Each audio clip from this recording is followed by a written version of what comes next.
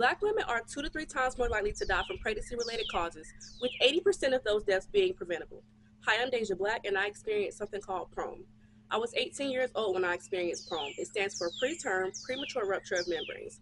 It's when your water breaks before the 35-week mark.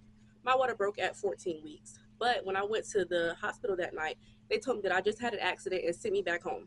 They didn't send the OBGYN to check on me. It was just the emergency room doctors, and they figured that it was just an accident, and they sent me on my merry way. However, 3 weeks go by, and I go to see a specialist, and they tell me that my water actually did break, and if they didn't catch it in time, I could have passed away. It's important for us as Black women to advocate for ourselves, because if we don't advocate for ourselves, then who will? Stories like Deja's are not uncommon, as Black women in the U.S. experience a maternal mortality rate of 50.3 deaths per 100,000 live births. Experts say instances like this aren't due to biology, but systemic issues.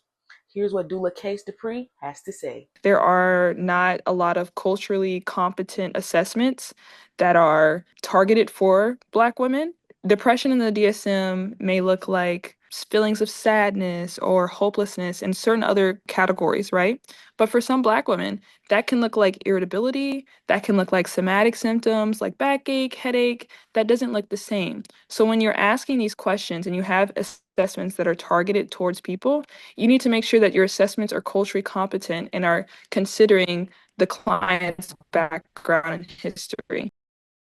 While maternal mortality affects women nationwide, the impact on Black women remains high.